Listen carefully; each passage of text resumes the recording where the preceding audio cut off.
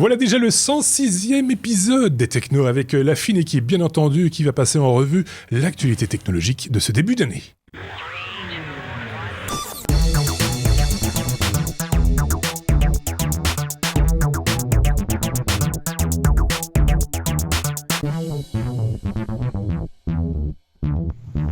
Et la fine équipe en question, c'est cette semaine, de ce côté-ci, Marc. Salut Marc, Salut. Comme pour moi, ta première cette année-ci, en fait. C'est ma première cette année, d'ailleurs, voilà, meilleurs vœux. Meilleurs vœux, effectivement. Et puis, bien entendu, Xavier, je dis bien entendu parce qu'il vit presque ici, hein, lui.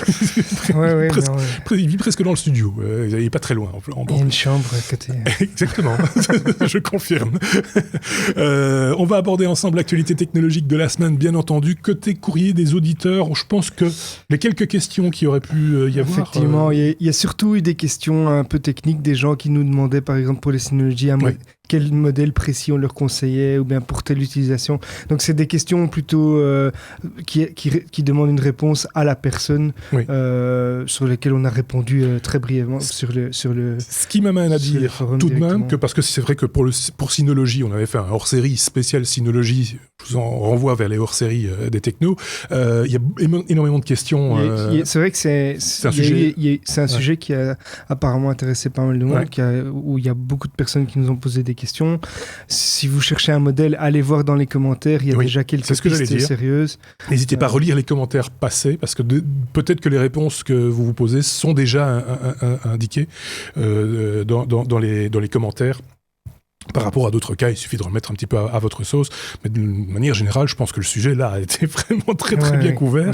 À l'occasion, si de nouveaux modèles arrivent, etc., on remettra la main dessus. D'ailleurs, il me semble qu'il y avait eu une question, Marc, concernant le routeur de Synology, où j'ai rêvé. Non, tu n'as pas rêvé. Effectivement, il y a eu une question d'un auditeur qui nous demandait si nous avions également l'intention de tester le routeur de Synology, personne auquel laquelle j'ai répondu déjà qu'ayant eu le routeur entre les mains et personnellement n'en ayant pas estimé nécessaire d'en faire un hors-série, on avait passé outre parce que on n'avait pas trouvé ça bouleversant. Voilà, effectivement.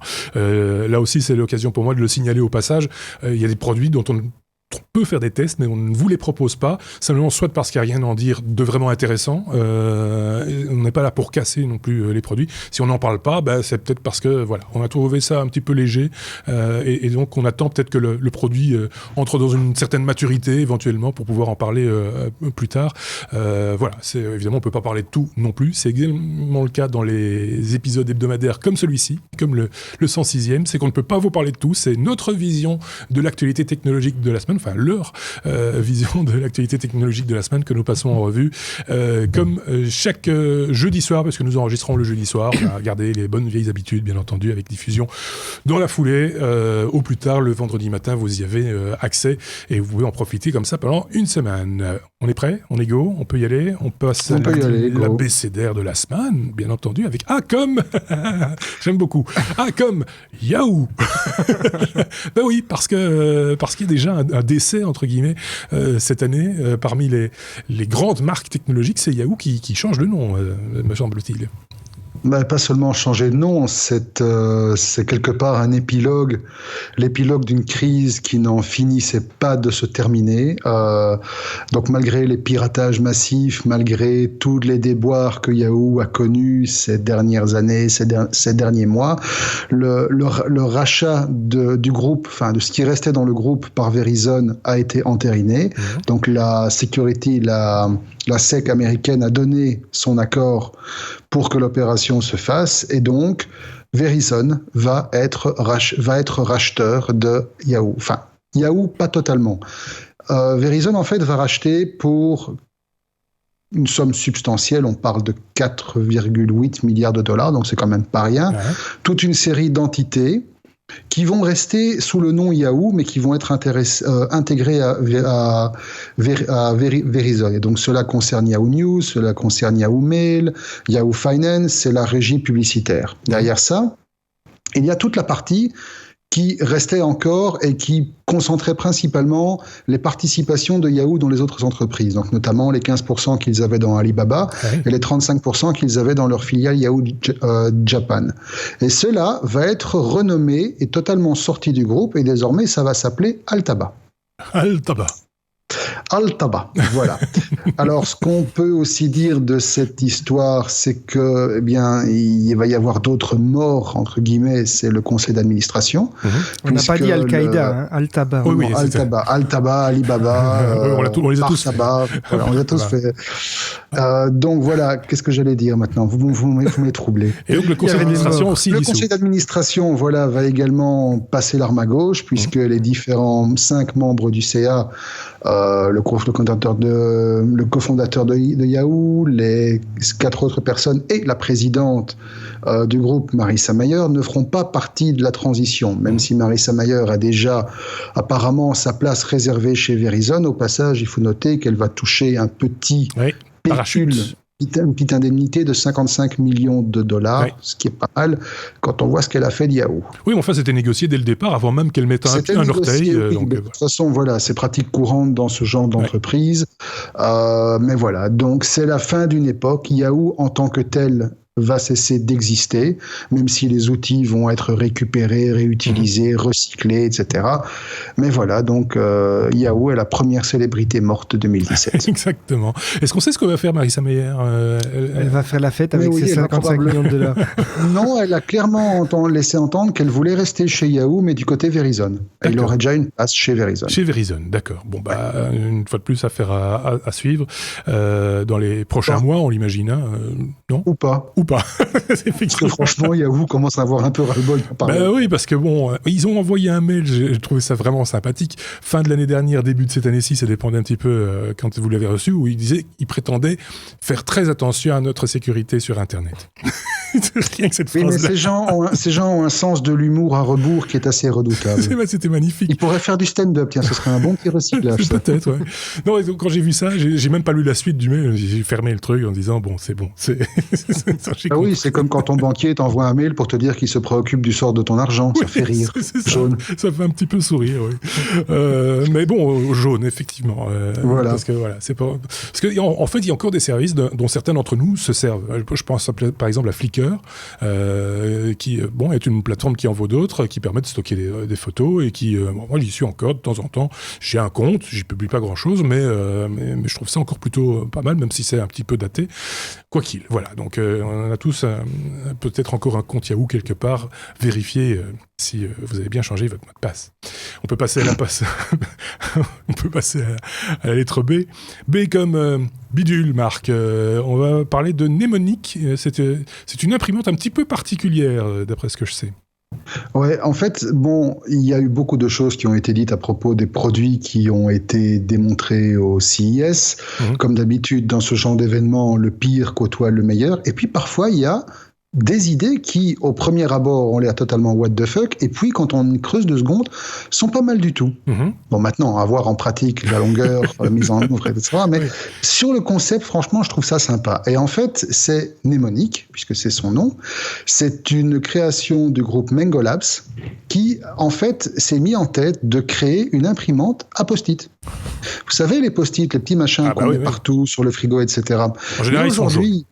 Voilà, ils sont jaunes, mais on en a aussi des verts, des bleus, des rouges. Généralement, on en a aussi sur tous les bureaux. La preuve, voilà, j'en ai, c'est pas difficile. C'est chouette pour faire sur les murs des Space Invaders. Voilà, aussi, exactement. Et donc, ce qui se passe, c'est que avec la démultiplication des outils numériques, notamment nos smartphones, nos tablettes, nos PC, etc., on en est arrivé à avoir tous des petits pense-bêtes sur nos smartphones, sur nos PC, sur nos tablettes. Et le problème, c'est que quand on n'a pas le truc en sous la main, voilà, on ne pense pas forcément. Le but du post-it, c'est d'avoir un truc visuel devant les yeux qui nous permet de nous rappeler d'un truc précis. Si tu l'as pas sous les yeux, ça ôte 90%, 95% de l'utilité de base du truc. Donc, de là, la démarche de Mangoslab avec Mnemonic, qui est en fait d'avoir une petite imprimante qui se présente sous la forme d'un petit cube de 10 cm sur 10 cm, avec un petit design sympa, on va pas juger l'appareil sur son design, qui contient un rouleau de papier thermique adhésif, avec la même technologie que celle du post-it, donc c'est repositionnable, pas cher du tout, ça revient à 4 $ le rouleau de 200 notes, ce qui donne le prix de la note à 2 cents. C'est pas cher, comparé à ce qu'on paye pour un paquet de post-it. En 5 couleurs, bon, ça c'est la cerise sur le gâteau, mais ça n'ajoute rien au truc. Et en fait, c'est une imprimante thermique qui communique en Bluetooth avec vos différents appareils. Et lorsque vous avez une idée, vous pianotez sur votre smartphone et pop, automatiquement, vous avez une note qui s'imprime que vous n'avez plus qu'à poser là où vous voulez. Alors, comme ça, évidemment, à chaud, ça a l'air complètement stupide. Autant prendre un post-it et apprendre à écrire. Mais étant donné qu'on a tous, toujours en permanence un smartphone sous la main, on a plus facilement un smartphone sous la main qu'un bic. Oui. Je trouve que l'idée n'est pas forcément mauvaise. Je sais pas, Xavier, qu'est-ce qu'on pense ? Je trouve ça Xavier aurait mis ça dans les what the je fuck. trouve ça vraiment débile. Pour moi, ça va à l'encontre. Justement, moi, j'utilise plus de post-it parce que je note tout sur mon smartphone. Et je veux dire, alors, pour moi, l'utilisation du post-it, c'est quand tu as un truc, tu veux vite y penser, tu prends un crayon, ça, tu le notes. c'est une utilisation. Ça, je suis d'accord. Si tu dois commencer à l'imprimer, etc. Voilà. Mais donc, je trouve ça complètement inutile, mais par contre, je suis certain que ça va marcher. C'est une utilisation du post-it, parce qu'on l'utilise souvent, et c'est son rôle premier. Rappelons que le post-it est un brevet 3M. Rappelons-le au passage. Trouvé par erreur. Trouvé un petit peu... Oui, ils ont fait de la mauvaise colle. Et donc, le billet repositionnable a son intérêt autrement que simplement comme un aide-mémoire. Ça peut être utilisé également pour faire du brainstorming, pour placer, créer des scénarios, pour... Voilà, dans des cas de figure un petit peu différents que simplement mettre sur le frigo, ne pas oublier du beurre, quoi. Je veux dire, mais bon, ça ne change rien. De là acheter ça. De là à avoir une imprimante à post-it, bon. Mais non, voilà, je suis certain que ça va marcher, mais... Je suis pas sûr. Très honnêtement. Il y a des gens qui vont acheter ça. C'est possible, mais j'en suis pas convaincu. Mais bon, soit. Pour faire les batailles de post-it. Voilà. C'était le bidule de la semaine. Totalement. Merci beaucoup. Et puisque j'ai jamais dit que le truc était utile. Simplement, je trouve l'idée sympa. Voilà. Comment il se désamorce le truc. Le geek aime les trucs inutiles. Oui, c'est vrai. En plus, c'est pas faux. Le geek aime les trucs un peu inutiles. Ceci étant dit, tu as amorcé un petit peu le truc en parlant du CES. On en a déjà beaucoup parlé. Vous en aviez parlé. J'étais pas là la semaine dernière du CES. On avait dit qu'on continuerait à en parler. Tu l'avais dit, Xavier, sur les semaines à venir en fonction de ce qui ressortait un petit peu de cette grande foire dans laquelle il y a un peu de tout et un peu de n'importe quoi aussi. Tu as parlé de l'imprimante. Bon, c'est peut-être pas le pire non plus, mais moi j'ai vu un chasseur de moustiques à laser ou un truc du genre, un truc tellement absurde. Enfin, il y a du gros n'importe quoi. Et je pense qu'il y a encore quelques rapports qui doivent sortir sur la toile prochainement. Mais il y a aussi d'autres choses. Toi, tu as encore noté quelque chose qui t'avait échappé la semaine passée. Ouais, il y a j'ai vu une news qui regroupait quelques infos intéressantes. Il y avait notamment un point sur Nvidia, mais je vais laisser Marc, puisque j'ai vu qu'il allait en parler un petit peu plus tard. Ouais. Moi, j'ai repris notamment la Compute Card d'Intel, qui est en fait quelque chose d'assez innovant. C'est un PC complet de la taille de 5 cartes de banque qui sont superposées, donc c'est vraiment tout fin, tout petit, qui embarque une puce Intel Kaby Lake avec du Wi-Fi, du Bluetooth et un port USB-C.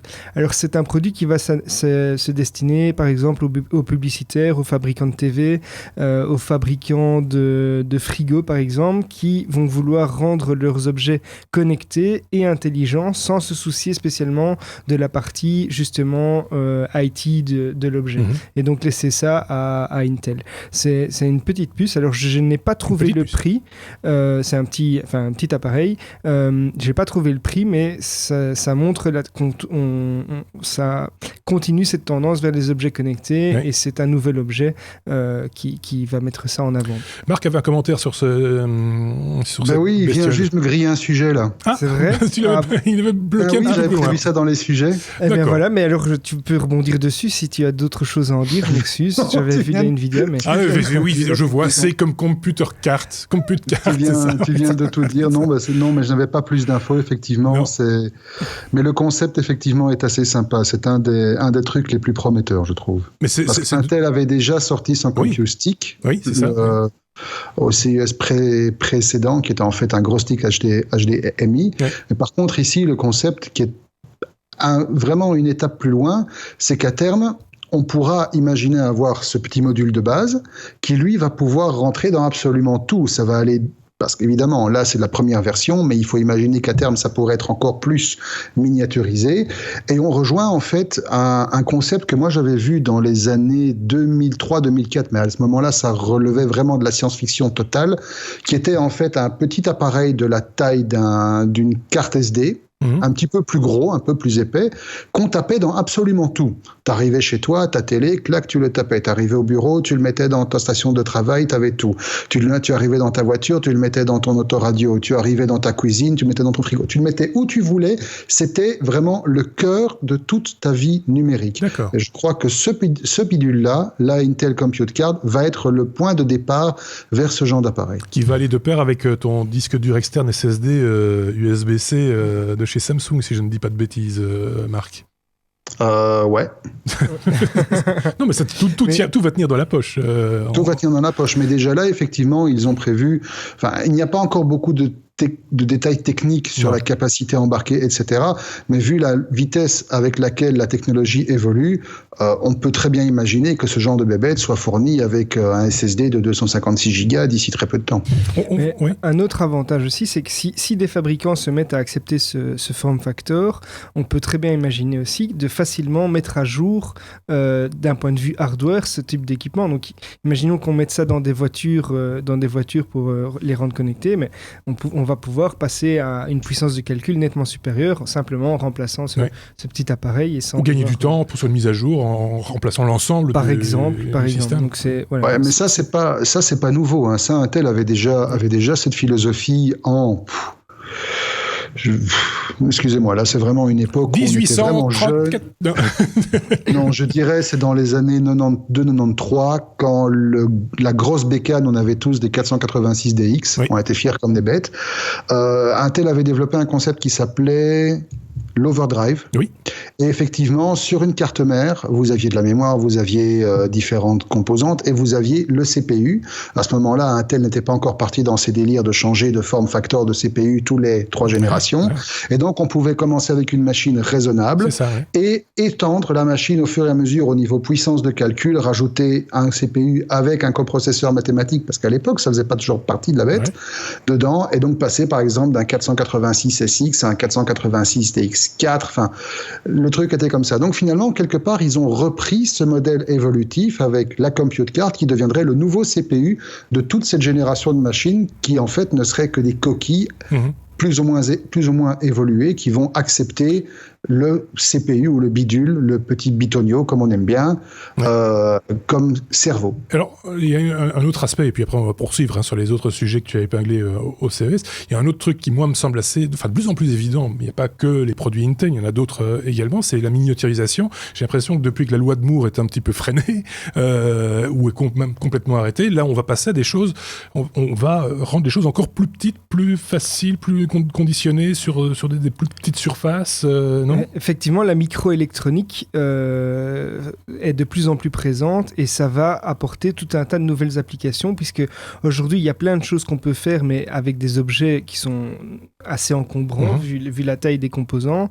et cette électronique se miniaturise de plus en plus et donc on va pouvoir utiliser ça dans des applications de plus en plus diverses et dans des domaines auxquels on n'avait pas pensé au préalable tout simplement parce que c'était pas possible à cause de l'encombrement. Parce que ça prenait trop de place. Ouais. Après, maintenant, il faut voir aussi comment ça va être géré la déperdition de chaleur et les choses comme ça. Hein. Ça, c'est encore un autre débat, mais on y est là, on avance. On y est absolument. D'ailleurs, il y a tout un pan de l'électronique qu'on appelle la nanoélectronique qui fait en fait usage des techniques de nanotechnologie pour la fabrication de circuits intégrés dont la logique s'articule au niveau quasi moléculaire, avec la création d'alliages et de métaux et de matériaux qui justement garantissent une dissipation ou une neutralisation des effets de chaleur, donc les effets Peltier, les effets Coulomb, etc., pour justement arriver à pouvoir rentrer dans l'équivalent d'un CPU aujourd'hui, et un CPU c'est le quart d'un ongle,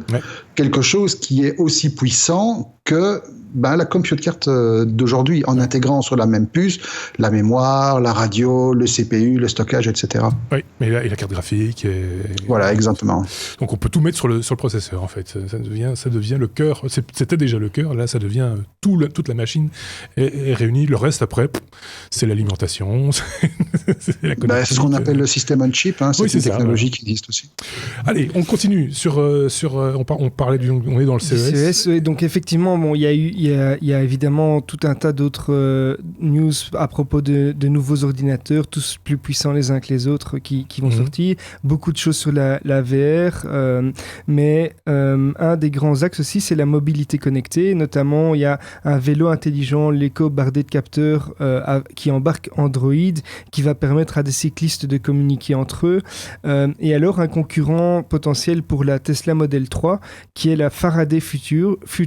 C'est une voiture chinoise qui va directement concurrencer la Tesla Model 3, puisqu'elle va sortir en 2018.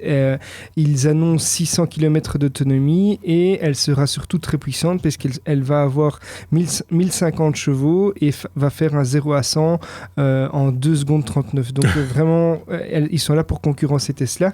Et on a également un assistant de conduite de Toyota qui est appelé Yui, qui a fait parler de lui, puisqu'il est assez innovant. On va démarrer la voiture en faisant un scan de la main, mais il va surtout comprendre le contexte de ce qu'on va lui demander. Donc par exemple, si sur base de l'historique de navigation et des commandes que vous avez fait, si vous dites que vous voulez vous rendre à l'aéroport, eh bien il va analyser votre historique, etc. Et il va comprendre que quand vous demandez, vous, d'aller à l'aéroport, c'est pour aller, par exemple, à Bruxelles National, alors que pour quelqu'un d'autre, ce sera pour aller à Paris-Charles de Gaulle. Ou Paris-Charles de Gaulle. Voilà.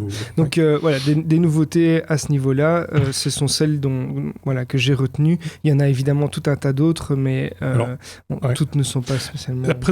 Le risque d'un salon comme les CES, c'est quand même assez extraordinaire, parce que la Faraday, on l'a tous vu, je pense que toutes les chaînes de télévision classiques, on va dire, qui l'ont vu se planter. Donc, pousse sur un bouton, elle va se garer toute seule. Non, la voiture, elle bouge pas, elle a réfléchi, elle n'a pas bougé. Le type, à côté, il a donné une explication qui tenait la route, contrairement à sa voiture, qui dit dire, ça fonctionne à l'extérieur, mais à l'intérieur, ici, dans cet environnement-ci, ça fonctionne beaucoup moins bien. Ça m'inquiète quand la voiture passera dans les tunnels ou sera garée dans un parking souterrain. Quand même, il faut avoir de bonnes explications. Il faut qu'elle tienne la route. Je ne sais pas à qui donner la parole, parce que je vois le doigt de Marc qui se lève fébrilement depuis un moment.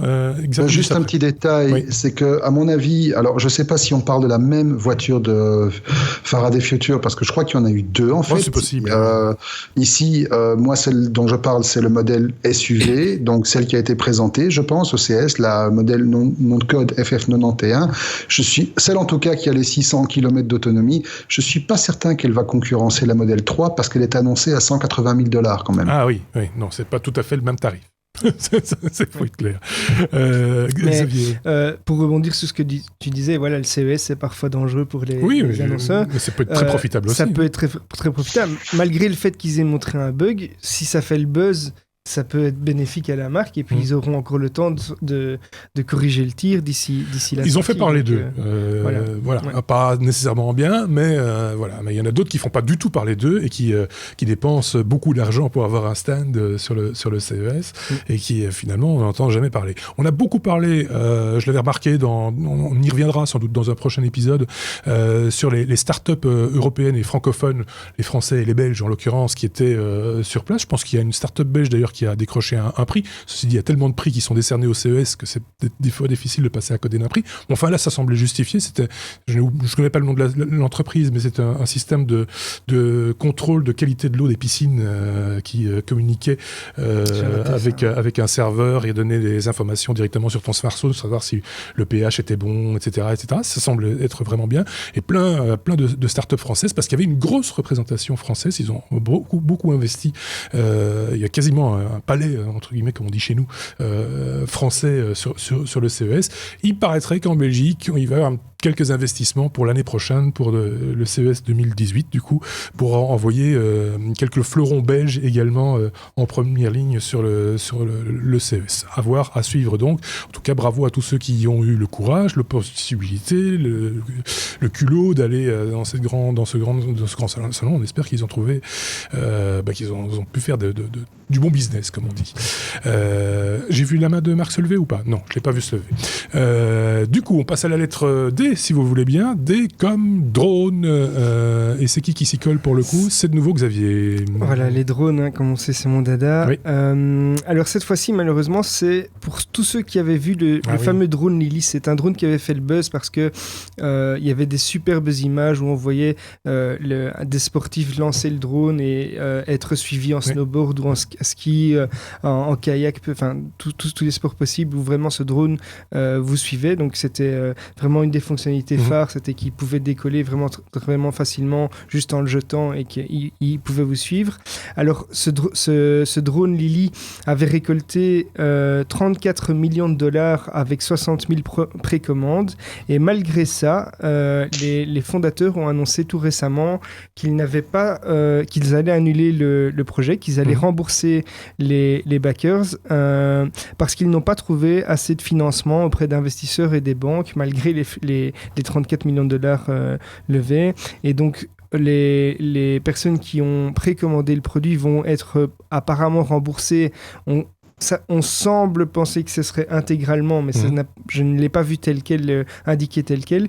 Et ce serait un remboursement dans les 60 jours, avec, pour les personnes qui auraient une carte de paiement qui a été expirée, un formulaire à remplir pour bénéficier du remboursement. C'est dommage, c'était un beau projet. Enfin, moi, je me rappelle bien des vidéos, elles étaient assez impressionnantes. Je ne sais pas si c'était du fake ou pas, mais il y avait ce système qu'on ne connaissait pas encore, parce que je pense que DJI n'avait pas encore fait ce Follow Me. Voilà.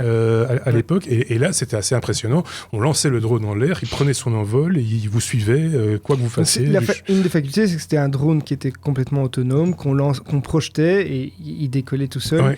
Donc il y avait quelques nouveautés, ou en tout cas des choses qui ont été assemblées qui n'étaient pas toutes réunies, avec un beau potentiel, et vraiment des vidéos. Le teaser était vraiment très beau design. Ça a fait le buzz, et donc voilà, un projet qui n'avait pas peur de se mouiller. C'était une bonne idée, et bon voilà. En même temps, le marché, lui, il évolue pendant le développement, et de temps en temps, on se retrouve un petit peu les pattes coupées. Je pense que c'était Benoît en photographie qui nous avait fait cette remarque également il y a maintenant quelques mois concernant Kickstarter, où de bonnes idées se lançaient, et des industriels qui avaient beaucoup plus de moyens pouvaient avancer beaucoup plus vite, leur griller un petit peu la politesse et sortaient le produit avant qu'il n'ait le temps de le conclure. Et donc, du coup, voilà, quand on est rarement seul à avoir une bonne idée, ça risque des fois de se passer comme ça se passe ici pour Lily. C'était une boîte française, me semble-t-il, ou je dis une bêtise. Je dis peut-être une bêtise. Non, je pense pas que c'était français, je pense que c'était américain. Voilà. Bon, à confirmer ou pas, comme on dit dans ces cas-là. Ça, c'était pour les drones. On arrive déjà à la lettre F. F comme Facebook. C'est nouveau Xavier qui s'y colle.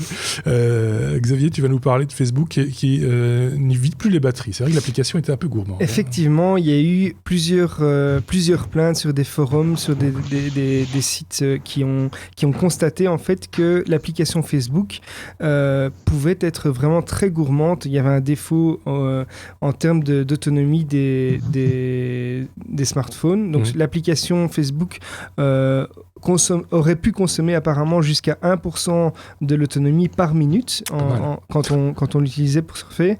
Et le directeur de développement de Facebook Messenger, donc David Mercus, a annoncé avoir trouvé une solution au problème de surconsommation, et que cela aurait été définitivement réglé du côté serveur. Ça veut dire qu'il n'est pas nécessaire de faire une mise à jour de l'application ou de désinstaller, réinstaller l'application. Il suffit en fait simplement de la fermer et de la relancer pour que le problème soit résolu. Un problème de communication Alors, un problème du côté serveur, mais on ne sait, donc j'imagine sur Donc, du coup, c'est vrai pour toutes les plateformes, iOS, Android. Oui. Donc, c'est pas du côté applicatif, c'est vraiment du côté serveur. Donc, c'est dans le traitement des informations ou des algorithmes, sans doute, pour afficher certaines choses ou calculer certaines choses qui. C'est amusant parce que cette histoire de consommation, moi, il me semble qu'on en avait déjà parlé il y a peut-être un an, je pense, Marc. Je le prends à partie parce que je pense que c'est toi qui avais amené l'info.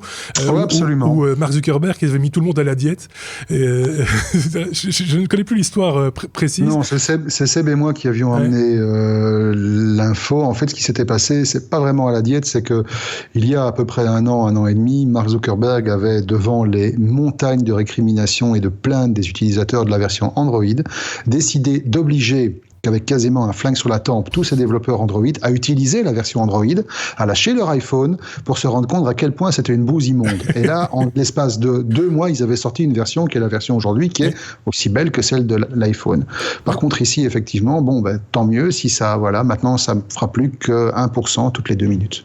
Oui, c'est un peu ça l'idée. C'est de l'optimisation. Mais l'optimisation, elle passe souvent par des contraintes de ce genre-là, de forcer un petit peu les développeurs, de temps en temps les remettre un peu au pied du mur. Ça existe aussi en développement web, à une époque où il n'y avait pas la bande passante qu'on a aujourd'hui, on mettait aussi un petit peu de temps en temps les gens au pied du mur en disant c'est bien, tu développes en local, mais une fois que ça doit passer par les tuyaux, tes jolis gifs animés, encore maintenant, malgré la DSL, malgré le VDSL, j'en connais encore, je ne vais pas les citer, mais qui s'amusent à mettre en fond de site une image bitmap qui fait allègrement 40 mégas.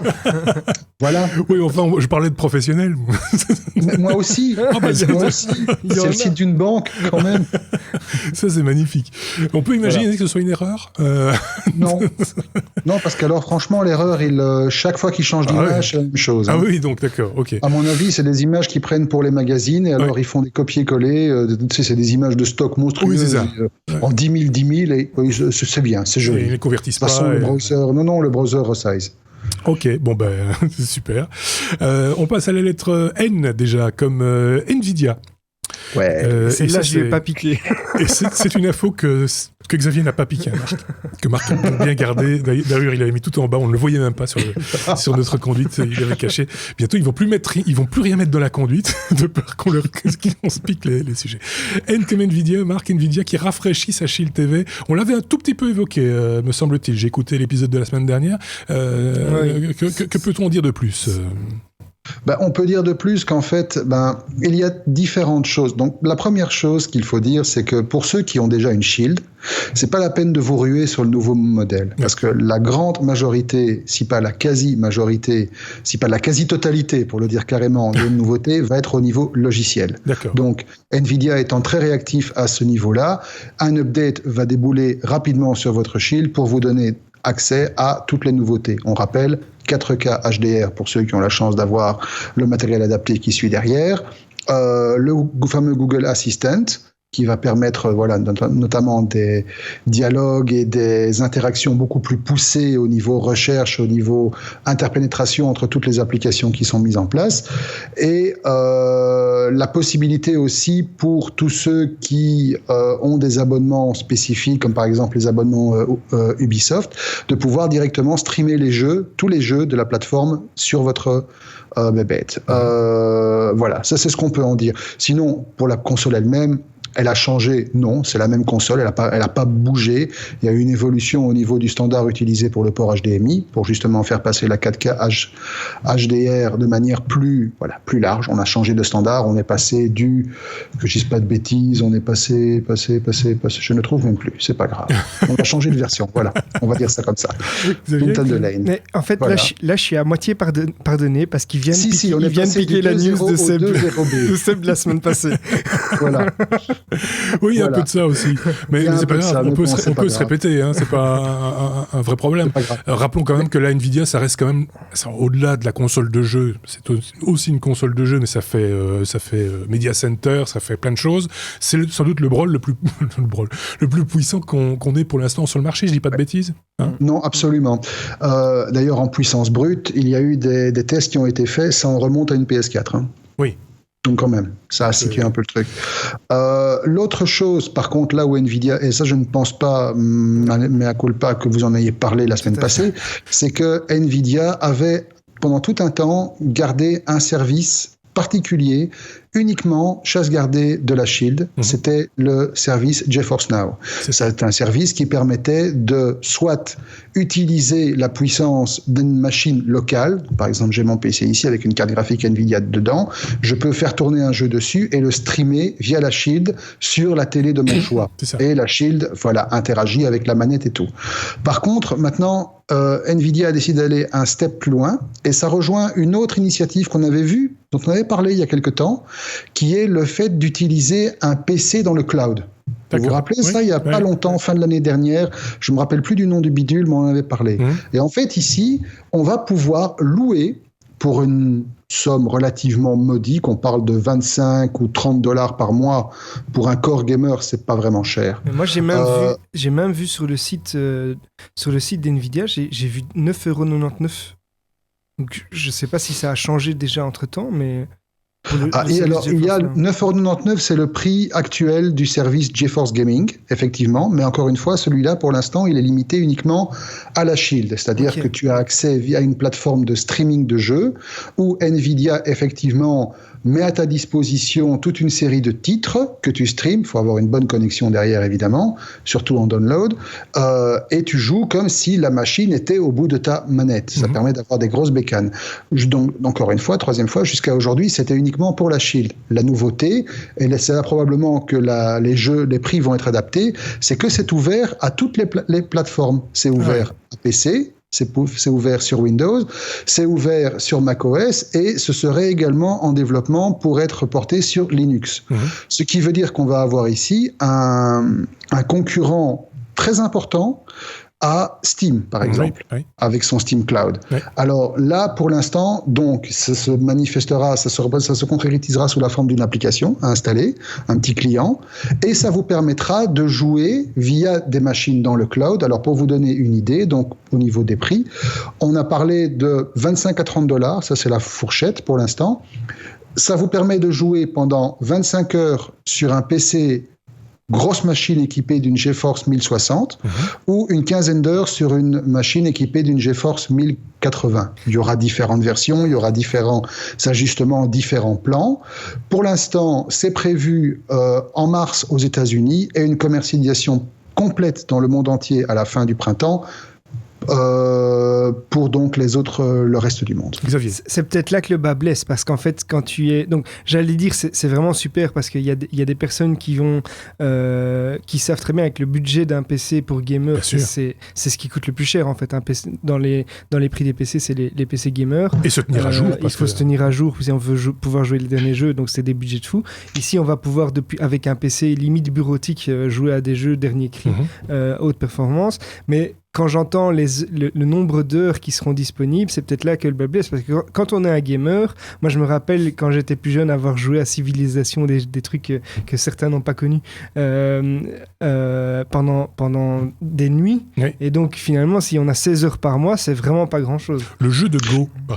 D'accord, mais encore une fois, ici, on fait appel à une catégorie, à mon sens, de gamers qui vont avoir besoin de machines de guerre. Civilisation, jusqu'à preuve du contraire, t'as pas besoin d'une machine de guerre pour jouer à ça. À l'époque, effectivement, à l'époque. Mais encore aujourd'hui, je veux dire, des jeux comme Civilisation, des jeux comme sauf vraiment si tu veux aller dans des trucs qui vont te bouffer, ou tu veux vraiment atteindre le dernier FPS ultime avec tous les détails poussés à fond, où là effectivement t'aurais cassé ta tirelire pour te payer la big carte graphique, la GTX 1080 en quad SLI avec la bécane qui te pompe plus qu'une centrale nucléaire. Oui, là je peux comprendre que c'est un peu frustrant de te dire je peux avoir ça, mais pour 25 € pour 25 heures ou pour 15 heures contre des brousous. Maintenant, encore une fois, les projections de prix, on verra ce que ça va donner. Ce n'est pas encore déployé, mais simplement, je constate que de manière générale, on s'oriente de plus en plus vers un système de cloud et de streaming, que ce soit au niveau applicatif ou au niveau gaming. Est-ce que ça ne s'adresse pas aussi ce genre de... Parce que ce n'est pas les seuls à proposer ce type de service. J'ai vu qu'il y avait une boîte française d'ailleurs récemment qui proposait une machine qui permettait de le faire un peu à la manière de Steam, etc. Est-ce que ça ne s'adresse pas aussi à des gens qui ne sont pas nécessairement fidélisés à un jeu comme c'est souvent le cas chez les gamers, ils sont branchés à un jeu et de temps en temps ils essayent un autre truc, mais c'est leur truc, et ils ont fait toutes les versions.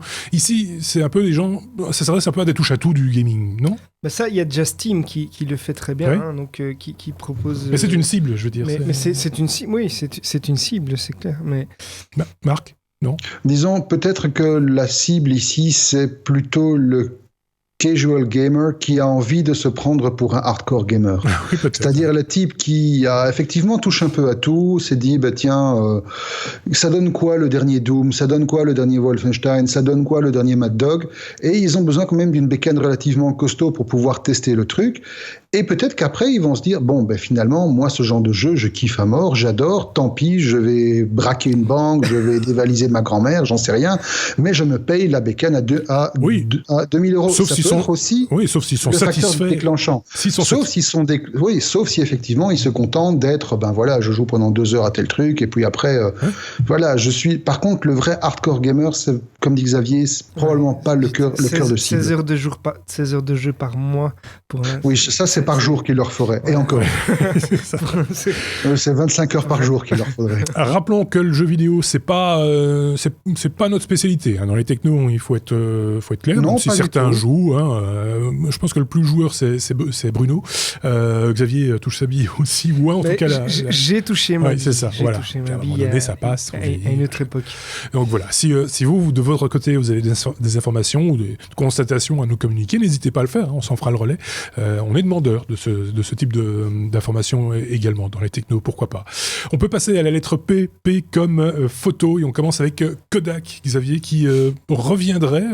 Alors Kodak, pour les plus jeunes qui nous écoutent, c'était une marque incontournable quand on faisait de la photographie, puisqu'ils avaient fait, ils avaient fait des films, donc c'était inconsommable, hein, qu'on utilisait pour faire des photos, puisqu'avant il fallait utiliser un consommable. Et ils ont sorti un smartphone qui a un design qui fait vraiment penser un petit peu à des vieux appareils photo. Ils ont fait une housse qui est d'ailleurs superbe, qui ressemble vraiment à une housse d'appareils photo à l'époque. Et donc ils vont peut-être faire leur grand comeback sur le marché grand public avec ce smartphone qui est un smartphone Android qui s'appelle le Kodak Ekta, comme la pellicule qui s'appelait Ektachrome. Et donc il est équipé évidemment d'une bonne optique. Et alors ils ont aussi sorti une caméra Super 8. D'accord. Donc voilà, ils essayent sans doute. On va peut-être de nouveau revoir le logo Kodak bientôt. Alors, est-ce que c'est parce que Kodak c'était quasiment une coquille vide, hein, si je dis pas de bêtises. Il restait pas grand-chose, si ce n'est quelques brevets qu'ils avaient revendus. Kodak maintenant appartient principalement des brevets, effectivement. Oui, c'est ça. C'est dommage que Benoît soit pas là pour en parler. Oui, parce que Benoît connaît très très bien l'histoire et est très très calé en photo, évidemment. Au risque de dire des bêtises, je préfère m'abstenir et lui reposer la question quand il sera avec nous dans un prochain épisode, espérons-le très prochainement. Kodak, en tout cas, marque emblématique, tu l'as dit. On peut peut-être juste encore ajouter que le smartphone est fait en fait avec une coque noire un peu granuleuse qui fait penser à la texture des anciens réflexes. Oui, c'est ça. Donc, on reste à la lettre P comme photo parce que Marc a également une info sur ce sujet. Marc. Ouais, moi je suis tombé sur un truc qui m'a... Alors, ça m'a étonné que Benoît n'en ait jamais parlé, bien que c'est un truc relativement récent. Donc peut-être que je lui ai volé la vedette là-dessus, désolé. D'ailleurs, ça m'intéresserait d'avoir son avis quand il aura l'occasion de nous rejoindre. C'est un service c'est un truc un peu improbable. C'est à la fois un appareil photo et un service, le tout lié avec de l'intelligence artificielle derrière. Et ça s'appelle Relaunch. Alors, grosso modo, Relaunch, c'est un appareil photo simplissime. Mais quand je dis simplissime, c'est une optique, une bonne optique avec une focale standard, même pas de zoom, je pense, c'est une optique, voilà, simplement 50 mm, 35 mm, avec une ouverture à 2.8, 1.8, enfin, une ouverture standard, on va dire, un bouton, un viseur, pas d'écran, pas de réglage, rien, c'est tout. Le truc qui te permet vraiment de te concentrer sur ta photo et rien d'autre. C'est ça. Et le petit truc particulier, c'est que l'appareil embarque une carte SIM. Et donc, quand tu prends une photo, la photo est automatiquement envoyée via 3G, 4G, je ne sais pas très bien ce qu'il y a dedans, mais ça doit être suffisamment rapide que pour envoyer effectivement les trucs, à un service qui va retoucher les photos pour toi avec une IA derrière qui va analyser le contexte dans lequel la photo a été prise, qui va aller... parce qu'il y aura un GPS dans l'appareil photo, savoir où la photo a été prise, va pouvoir se connecter à des banques de données, à des services météo pour connaître les conditions météo, les conditions d'ensoleillement, pour savoir quel filtre appliquer pour récupérer les meilleurs traitements, algorithmes de traitement d'image. Et il faut avouer que, alors évidemment c'est du marketing, on s'en doute, mais les premiers exemples de retouche d'image sont bluffants. D'accord. Évidemment, encore une fois, je le dis, il n'y a aucun moyen de savoir si c'est quelqu'un avec du Photoshop ou avec autre chose comme logiciel de traitement d'image lourd, ou si c'est vraiment le labo derrière Digital qui a fait ça. Mais le concept en lui-même, encore une fois, est assez sympa parce que ça permet vraiment à des néophytes qui n'ont aucune expérience de la photo, qui n'ont aucune pratique de la technicité de la photo, savoir regarder une focale, savoir faire une composition, etc. Quoi qu'en faire une composition, c'est encore autre chose, mais savoir vraiment manipuler les différents modes, priorité vitesse, priorité ouverture, etc., qui se concentrent sur une image, sur un sujet, sur une situation, qui se foutent éperdument du reste, et qui vont recevoir une belle photo. C'est ça. Un peu comme on le faisait avec un Polaroid, par exemple, les vieux appareils Polaroid où il n'y avait aucun réglage.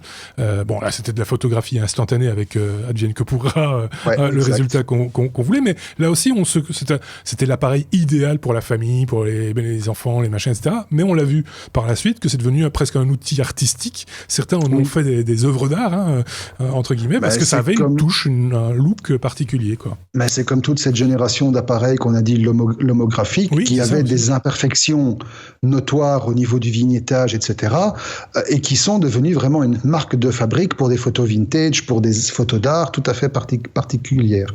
Alors, il faut préciser ici que le service sera payant. Évidemment, une personne est philanthrope, donc ça va revenir à $1 la photo retravaillée. Et une fois que la photo aura été retravaillée, vous la récupérez via un compte ouvert auprès de Relaunch, via une app dédiée, etc. Et voilà. Donc ça, la suite est assez classique. Et puis à partir de là, vous l'imprimez, vous la classez, vous l'archivez. Voilà. La seule chose qu'on ne sait pas encore, c'est la manière dont les appareils qui vont servir à prendre les photos vont être distribués. On ne sait pas s'ils seront vendus, on ne sait pas s'ils seront loués, on ne sait pas si l'application sera payante, si elle sera gratuite, on ne sait pas si l'appareil sera gratuit. Il pourrait très bien l'être si le modèle derrière est suffisamment alimenté que pour permettre de se rémunérer uniquement sur une application bourrée de pubs et un coût de traitement à la photo suffisant que pour supporter les frais annexes. Voilà, on n'en sait rien. Mais encore une fois, le concept est pas mal. Il y a peut-être des choses à suivre à ce sujet-là. On verra évidemment on l'a dit avec Benoît lors d'un prochain épisode. Tu voulais rajouter un truc ? Pour ma part, je suis vraiment pas convaincu. J'ai l'impression que quand on fait de la photo, enfin moi je suis pas aussi expérimenté que Benoît, mais j'aime beaucoup la photo. Et pour ma part, les optiques qu'on utilise, les capteurs sont vraiment très importants pour avoir une photo parfaite, comme on dit. Après, le talent fait beaucoup et on peut faire des très belles photos avec des appareils de moins bonne qualité, mais pour avoir une photo d'une certaine qualité, il faut du matériel d'une certaine qualité. Et tout ce qu'il pourrait faire ensuite, ce n'est que du post-traitement. Or, le post-traitement, on peut déjà le faire avec des logiciels qui existent comme Lightroom ou même Google Photos qui peut retravailler déjà vos photos automatiquement. Donc ça existe déjà. La prise d'informations sur base de l'environnement, le GPS, les conditions, ça existe déjà aussi. Donc en fait, pour moi, la seule différence ici, c'est qu'ils enverraient automatiquement le cliché et ils automatiseraient pour l'utilisateur la retouche de photos, ce qui peut déjà être fait par Google Photos, je répète, ou d'autres outils. Personnellement, je ne suis vraiment pas convaincu. On ne préjugeait pas de la qualité. Je n'ai pas vu le service en place, donc je ne peux pas juger de la qualité. Mais en tout cas, la source de la photo est importante. Donc la qualité des capteurs et des optiques qui sont utilisées... Oui, on a dit. On ne préjuge pas de la qualité de l'appareil. On ne sait pas s'il sera loué, vendu, quel type d'appareil, etc. Pour moi, je ne pense pas être un client potentiel pour ce genre de solution. Après, il faut voir à qui ça s'adresse. C'est encore un autre problème. On peut passer à la lettre T, si vous voulez bien. T comme télécom. Et là, j'adore quand un des chroniqueurs des technos s'attaque à un sujet qui est un sujet de prédilection. Je suis tout oui. Voilà, je te passe la parole donc, pour parler de mon sujet. Je suis tout oui. Xavier, tu viens de parler de la Norvège qui... Alors déjà, j'aime pas le titre, mais bon, je le dirai après pourquoi. Qui coupe la radio FM. En fait, la Norvège va arrêter d'exploiter la technologie qui est liée à la radio sur la bande FM au profit de la RNT, qui est la radio numérique terrestre. Alors, c'est le premier pays à faire ce pas-là dans le monde. C'est une décision qui fait d'ailleurs pas l'unanimité, puisqu'ils ont 66% de la population qui a voté qui serait contre. Mais ceci dit, ça a quand même certains avantages. Donc, les Norvégiens, malgré qu'ils vont devoir s'équiper de matériel compatible, puisque tout le monde n'est pas équipé d'une radio compatible, entre guillemets, avec ce format-là, on va avoir une offre qui sera plus performante, avec 8 fois moins cher à diffuser, donc la diffusion de la radio sera nettement moins importante. On va pouvoir avoir des offres beaucoup plus complètes, on ne sera pas limité par les fréquences. Il y aura une couverture nationale totale, ce qui n'est pas le cas actuellement avec la bande FM, et une qualité audio qui sera nettement supérieure. On aura également la possibilité de pouvoir réécouter sous format de podcast des émissions qui nous ont plu. Il y aura une diffusion d'alertes nationales qui sera facilitée. Et donc, voilà, c'est une technologie qui est tout à fait différente, mais la news, c'est que c'est vraiment le premier pays qui coupe complètement qui arrête d'utiliser cette technologie. Alors, il y a d'autres pays qui vont peut-être suivre, comme la Suisse, les Royaumes-Unis ou le Danemark. Et il y a l'Allemagne qui avait décidé déjà de faire pareil en 2015, mais qui a fait marche arrière. Donc voilà, c'est une étape importante. Alors, sur le titre déjà, c'est pour ça autant partir de là. La Norvège coupe la radio FM, c'est faux, parce qu'il faut savoir que en fait, ce qui concerne la radio numérique terrestre, ça concerne essentiellement les 5 seuls et uniques réseaux qui existent en Norvège, 3 réseaux d'État et 2 réseaux privés, qui eux vont effectivement passer en DAB, en radio numérique terrestre. Il reste des dizaines de radios locales qui, elles, restent en FM. J'imagine que tous les radios amateurs pourront continuer à émettre, évidemment. Oui, mais là, je ne parle pas de radio amateur, je parle de diffuseurs de contenu. Donc, les radios locales vont continuer à émettre en FM pendant encore au moins 5 ans, parce que les coûts de diffusion, s'ils sont effectivement beaucoup moins chers pour un grand réseau, sont exorbitants pour une radio locale. Une radio locale a 1 ou 2 émetteurs. Tout d'un coup, ils ont des coûts qui sont propulsés vers le haut. Et donc, il faut trouver là un modèle économique, un juste équilibre qui va leur permettre de pouvoir diffuser également et de profiter de ce type de diffusion. Je sais qu'il y a certains pays, par exemple, où il est quasiment exclu de faire passer les radios locales, très locales, sur ce type de réseau, parce qu'il n'y a pas d'intérêt de diffuser à très, très, très large échelle. C'est vraiment des contenus qui sont ciblés sur ton voisin, sur ma voisine, etc. etc. Ça, c'est le premier point. Alors, la Norvège a un cas particulier quand même, et c'est un petit peu logique que ce soit le premier pays qui tourne le robinet plus rapidement que d'autres, parce que la couverture FM est lamentable dans ce pays. Il y a des fjords, il y a des montagnes, la diffusion FM, c'est une diffusion à vue, c'est-à-dire qu'on doit être à vue des antennes pour pouvoir capter correctement le signal, contrairement à la modulation d'amplitude, les ondes moyennes, les longues ondes, etc., qui rebondissent sur les couches ionosphériques et qui peuvent être écoutées à peu près n'importe où, sauf dans des tunnels, mais à peu près derrière une montagne, on peut capter un émetteur. Donc, en fait, les gens là-bas, ils écoutent beaucoup les radios à modulation de fréquence parce qu'elles sont disponibles partout, avec une qualité de son médiocre, il faut bien le dire. Donc le passage au numérique, ça se comprend tout à fait, parce qu'effectivement, la couverture sera meilleure, à moindre coût, et permettra aussi les services dont tu as parlé.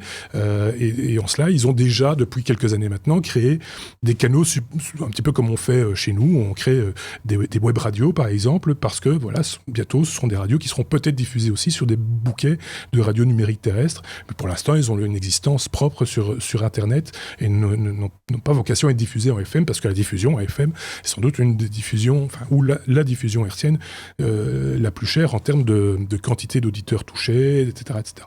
Donc voilà. Alors moi, c'est pour ça que je souris un peu, parce que quand on dit, évidemment, les promoteurs de la radio numérique terrestre, qu'ils soient chez nous, ou en Angleterre, ou en Suisse, etc., ils ont tout intérêt à ce qu'on pense qu'on qu'on va effectivement couper les vannes et passer du jour au lendemain à quelque chose d'autre. C'est leur boulot de faire le lobbying qui est le leur. Ils ont, à certains égards, tout à fait raison. Hein. C'est peut-être le mode de diffusion de l'avenir, mais on n'en est pas encore tout à fait à cette rupture telle que tout le monde semble l'afficher aujourd'hui.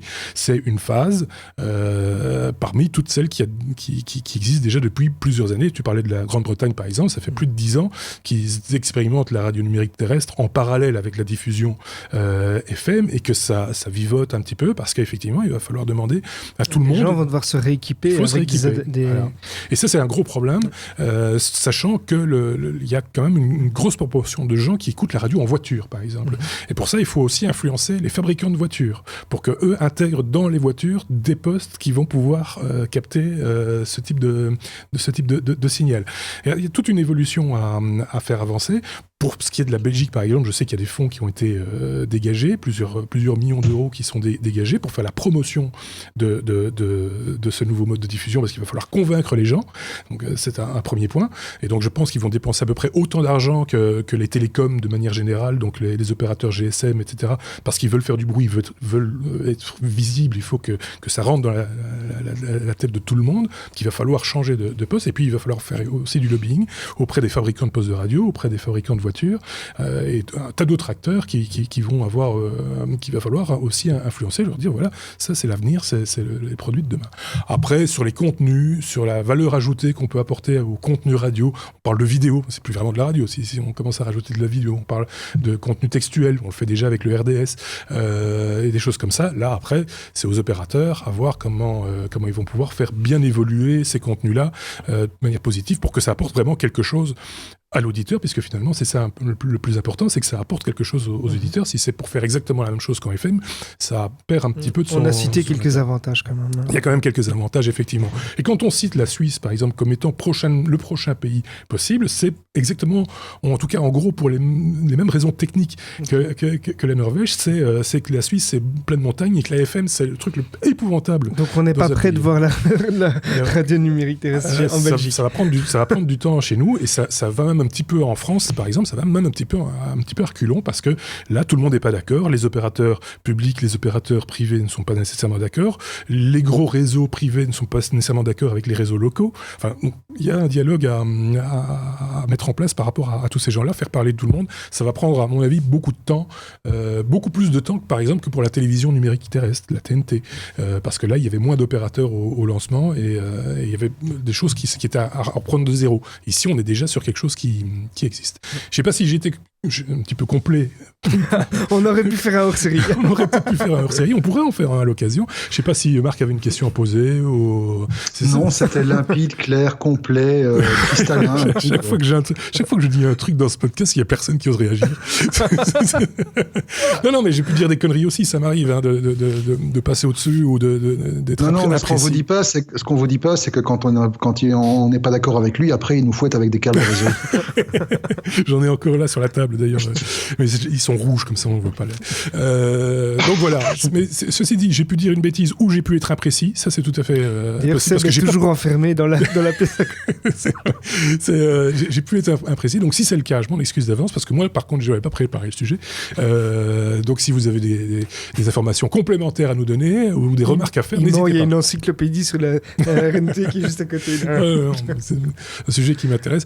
Moi, ce qui m'intéresse surtout, c'est la qualité des contenus, parce que, petite parenthèse, c'est très bien de parler des tuyaux et de faire des nouveaux tuyaux. Par contre, si on pouvait nous faire des programmes radio qui tiennent la route, ça nous ferait bien plaisir aussi. Enfin, heureusement, il existe des podcasts intéressants. C'est aussi plus important. On reste à la lettre T comme Télécom, si vous le voulez bien. Hein, Marc, on va parler de Telenet pour parler d'un rachat, le rachat de SFR. Oui, c'est une news totalement belgo-belge cette fois-ci. Donc, désolé pour nos auditeurs français, canadiens et du reste du monde. Cette fois-ci, on va parler de notre petit pays à nous. Ouais. Parce que, mine de rien, on est quand même dans une situation où on n'a déjà pas des masses d'opérateurs qui tiennent la route. Alors, quand des opérateurs... Enfin, ici, c'est plutôt bien, parce que l'opérateur qui disparaît, il tenait pas la route. Donc, voilà. Après s'être appelé Coditel, après s'être appelé Numéricable, après s'être appelé SFR, le câbleau opérateur qui dessert notamment le nord de Bruxelles, OML, la commune où je suis, hélas, pour ça uniquement, va passer sous l'escarcelle de Telenet, qui est un opérateur flamand qui, pour ceux qui l'ignoreraient, parce que il est assez inconnu dans nos contrées wallonnes, c'est quand même le deuxième opérateur du pays. Oui. Surtout après son rachat en début d'année de Base, l'un des 3 opérateurs mobiles principaux, pour quand même 1 milliard d'euros. Alors ici, le truc est un peu moins important au niveau volume, on parle de 400 millions d'euros. Et ça va permettre à Telenet de rajouter dans son portefeuille 25 nouvelles communes. Il y a notamment 2 communes flamandes, Ouemmel, Troggenbos. Il y a 6 communes bruxelloises. Il y a Saint-Jost-Noode, il y a la ville de Bruxelles, il y a Watermal-Boisfort, Woluwe-Saint-Lambert, Anderlecht et Molenbeek-Saint-Jean. Il y a 7 communes wallonnes et, étonnamment, 10 communes luxembourgeoises. Parce qu'on le sait peu, effectivement, via Base notamment, Telenet SFR avait une clientèle au Grand-Duché. Ouais. Alors, outre le coût d'achat qui est de 400 millions, donc Telenet s'est engagé, et c'est là franchement que, merci les mecs, on attendait ça depuis longtemps, de moderniser le réseau, parce qu'il était dans un état mais absolument catastrophique. On vous promettait du 100 mégas, vous aviez royalement rien. C'était juste abominable. Donc voilà, Telenet a prévu de moderniser le réseau qu'il achète et on sait que Telenet généralement fait des investissements relativement lourds au niveau technique pour garantir la qualité de ses services. Il faut être très très précis par rapport à nos auditeurs français parce qu'ils sont nombreux aussi. On parle ici de réseaux qui ne sont pas des réseaux VDSL, ADSL. Non, ce sont des réseaux câblés. Des réseaux de coaxial, quoi. Télévision, voilà, exactement. Comme pour la télédistribution, comme on dit chez nous. Et qui était, c'est pour ça que tu parlais de communes, donc de départements ou de la traduction française. De municipalités. De municipalités, parce que c'était des monopoles, historiquement, la télédistribution, c'était des monopoles communaux ou régionaux. Ou intercommunaux. Non, communaux, c'est vraiment ça, vu qu'il y avait, comme tu dis, des intercommunales qui géraient les parcs de distribution, etc. Comme donc, le grand câbleau distributeur en Wallonie, c'est vous. Oui. Le grand câbleau distributeur dans le nord du pays, maintenant, ça va être Telenet. Et donc voilà, tout ça pour expliquer donc effectivement, on peut très bien passer d'une rue à l'autre et ne plus pas avoir les mêmes opérateurs et ne pas avoir le même type de choix parce qu'il y a la libre concurrence, certes, mais techniquement, elle est quand même limitée à un opérateur ADSL ou VDSL qui est Proximus pour la Belgique et en fonction de la commune que l'on habite ou de la région qu'on habite, un opérateur câble, on va dire, différent. Voilà. Je pense que comme ça, la mise au point est faite, parce que c'est pas le cas dans d'autres pays, en Suisse ou en France, par exemple. Donc on avait bien fait de le dire, une spécificité belge. Et nos amis français auront bien rigolé en entendant tous les noms des communes. En plus, oui. Et en plus, j'ai pas sorti le nom des communes wallonnes, mais je peux y aller. Il y a Chimay, Couvin, Civry-Rance, Momigny, Erqueline, Beaumont et Froidchapelle. Voilà. Comme ça, voilà. Ils auront fini de nous achever. Dernier truc, mais bon, là, c'est plus du côté télévision. SFR, ex-numéricable, ex-Poditel, etc., était connu pour avoir des bouquets de chaînes extrêmement riches, extrêmement diversifiés, et surtout, c'était un des seuls opérateurs à avoir décliné des bouquets en fonction des particularités culturelles de son public, de son audience. En fait, il faut savoir que historiquement, Poditel était dans des communes, dans des municipalités, donc où la population non autochtones était assez importante, et donc il y avait des communautés turques, des communautés arabes, des communautés africaines, et l'opérateur avait au fil du temps décliné des bouquets qui parlaient à chacune de ces personnes. Et donc la grande question maintenant que toutes ces personnes vont avoir, c'est est-ce que Telenet va garder cette diversité ou va se limiter simplement à son bouquet standard de 70 chaînes et ça sera le même pour tout le monde. Si c'est le cas, ça sera dommage parce que justement, SFR et Numéricable avant lui avaient réussi à se faire une clientèle assez fidèle en jouant justement sur cette corde culturelle. Oui, d'autant plus, pour parler de Telenet, qui est quand même une entreprise néerlandophone, qu'en Belgique, en tout cas à Bruxelles, il faut payer un supplément pour avoir certaines chaînes francophones, du coup.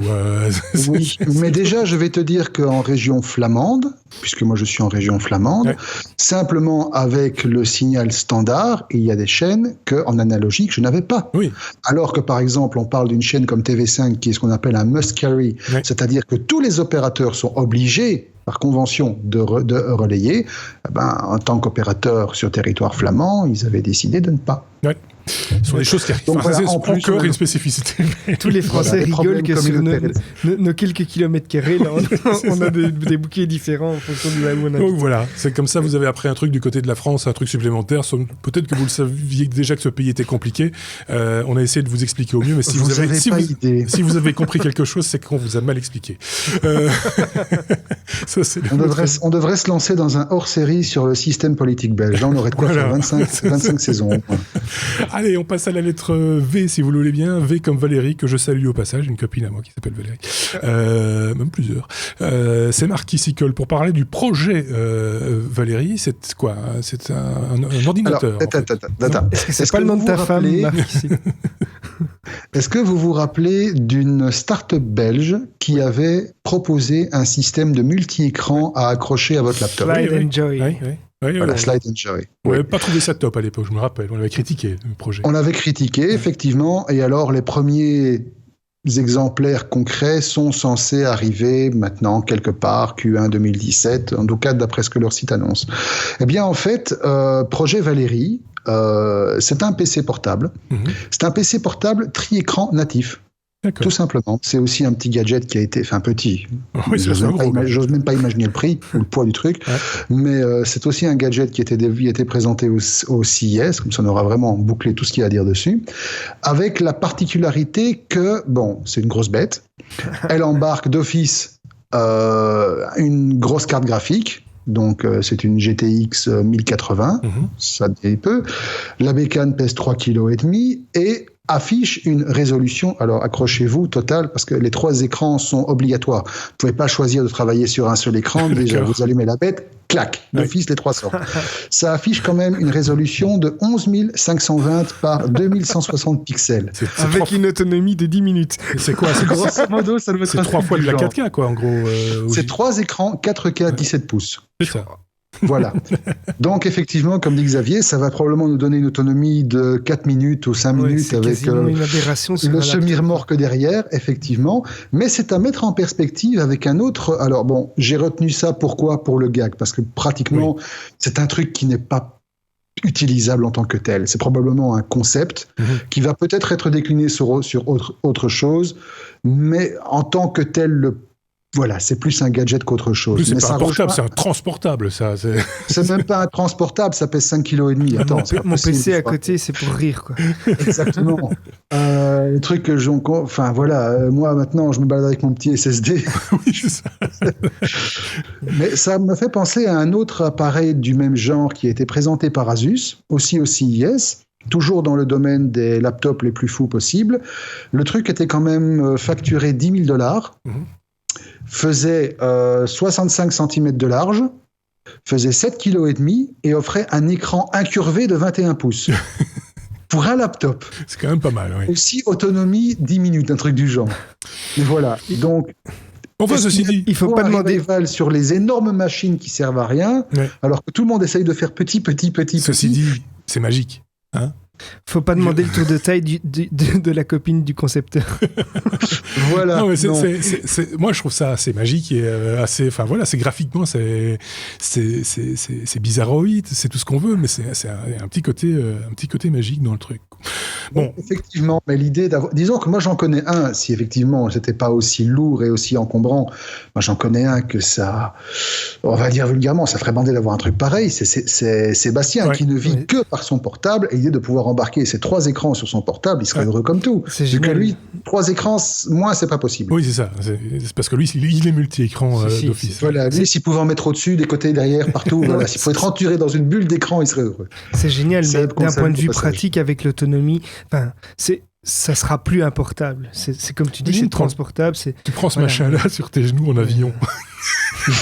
Oui, parce que si en plus tu es obligé de l'allumer, l'avion il descend alors, tu vois. Parce que là où Slide and Joy est pas mal, c'est que tu peux effectivement les plier dans un sens dans l'autre et tu n'es pas obligé d'avoir tes 3 écrans. Ouais. Donc c'est un accessoire qui vient se brancher sur ton laptop.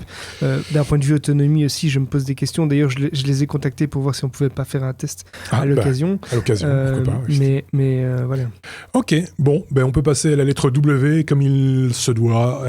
W comme what the fuck, les amis. C'est Marc qui s'y colle 2 fois. Il rattrape le temps perdu. On commence par quoi On va commencer par l'Iran. L'Iran et la censure. L'Iran et la censure. Bon, l'Iran dira ce qu'on veut, on n'est pas ici pour évoquer les aspects politiques, culturels et tout. L'Iran a simplement décidé de bloquer l'accès à une série de sites de boules. Voilà, on va dire ça comme ça. Et des boules de geisha. Seb n'ira jamais. Mais là, c'est des boules de geisha en l'occurrence. Parce que des boules de geisha. Seb, il n'en a plus beaucoup des boules. Oui, Seb n'a plus de boules, hélas, pour pouvoir jouer à ça. Mais donc, pour pouvoir bloquer ces sites, ils sont passés par une technologie qui s'appelle le BGP hijacking, qui en fait permet à n'importe quel opérateur, ici on parle opérateur style les nôtres, Proximus, France Télécom, etc., de rerouter un itinéraire vers une adresse IP. D'accord. Et à partir du moment où le reroutage va être considéré comme plus rapide que la route originelle, tous les autres opérateurs qui sont sur le même trunk, donc sur la même ligne maîtresse Internet, vont avoir tendance, pour des soucis d'optimisation, à réutiliser ce reroutage. Et c'est ce qui s'est passé, en fait, de manière assez emmerdante, dans la mesure où, après avoir bloqué ces 256 sites, les utilisateurs des mêmes sites, mais basés à Hong Kong, en Inde, en Indonésie et en Russie, se sont rendus compte que c'était bloqué aussi. Parce que leurs opérateurs avaient détecté le reroutage au niveau iranien et s'étaient dit « Ah ben tiens, ça va aller plus vite, on va y aller joyeusement. » Et du coup, bardaf, tout le monde débarquait sur une page blanche. Alors bon, la situation pour les usagers des sites en question s'est remise rapidement à jour. En 2 jours, c'était réglé. Mais ça illustre le fait qu'encore aujourd'hui, en utilisant ce qui finalement est une faille vieille comme le web, on arrive encore à faire des choses assez amusantes. Oui, voilà, c'est les originalités du réseau. J'imagine le gars à Hong Kong qui voit un message de l'État d'Iran qui dit que c'est pas bien. Oui, c'est ça, quoi. De quoi se mêle-t-il?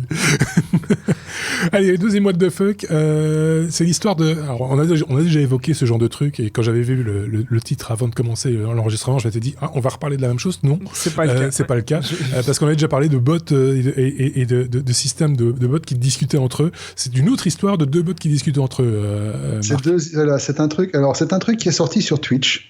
C'est un type qui a eu une idée assez improbable. Il a pris 2 assistants Google. Donc, vous savez, les espèces de petits cylindres qui sont capables de tenir généralement des conversations relativement élaborées puisqu'ils se basent sur le Google Assistant avec toute la logistique derrière, toute l'intelligence artificielle derrière. Et alors, il les a appelés Estragon et Vladimir. Alors ça, pour ceux qui ont un peu de background et qui connaissent un peu la littérature française, ça fait référence à une pièce fameuse qui s'appelle En attendant Godot, où 2 personnages, Vladimir et Estragon, paraphrasent de tout et de rien en attendant la fin du monde. Grosso modo, c'est un peu ça. Et donc, il a pris ces 2 bots, ces 2 assistants, et il a commencé à les faire parler entre eux. Alors, on avait déjà eu effectivement des trucs assez marrants quand on mettait Siri qui parlait à Google Assistant, qui parlait à Cortana, etc. Ouais. Mais ici, voilà, on a 2 trucs qui sont de niveau égal, qui sont capables d'enrichir mutuellement leur base de connaissances au fur et à mesure de la conversation, et cela en temps réel, au contraire des autres assistants précédents. Et c'est parti dans tous les sens.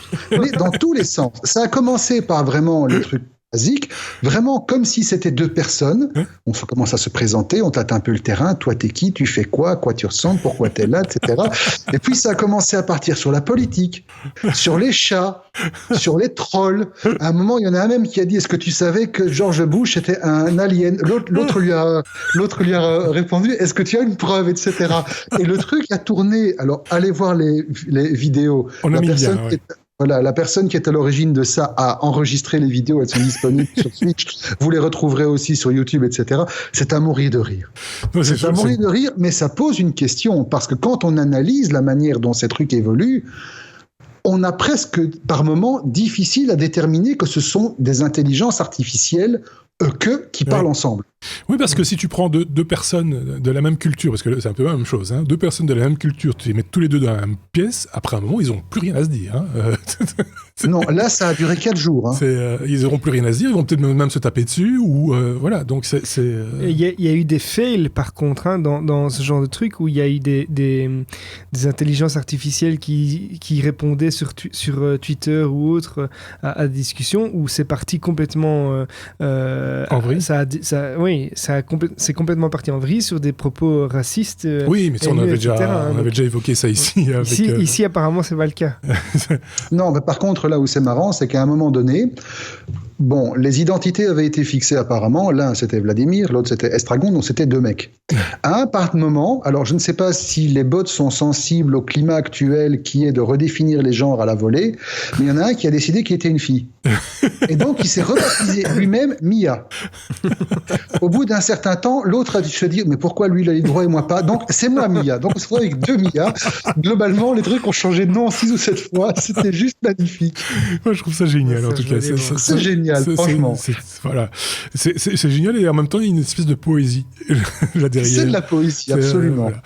Ok, je pense que c'était une belle conclusion à ce 106e épisode des Technos. L'histoire ne dit pas s'ils ont parlé de cul, quand même.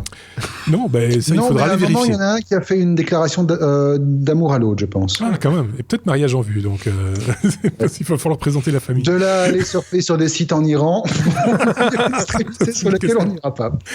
Allez, on va vous saluer ici. Vous avez des questions, vous avez des remarques, des envies, des choses à nous dire, n'hésitez pas en commentaire de cette vidéo sur YouTube, sur notre blog lestechno.be, sur informaticien.be également. N'hésitez pas également via les réseaux sociaux, Twitter, Facebook, on est là aussi. N'hésitez pas à nous poser les questions que vous voulez ou nous faire les remarques que vous voulez. On essaiera d'en tenir compte pour les prochains épisodes et les prochains hors-série également. Je salue Xavier. Merci. Salut. Xavier. À très bientôt. Merci également à Marc. À très bientôt également Marc. Je pense que tu dans la revue également pour le 107e épisode la semaine prochaine. Ouais. Je dis pas de bêtises. Ouais. Moi je vous dis à très bientôt également. Salut.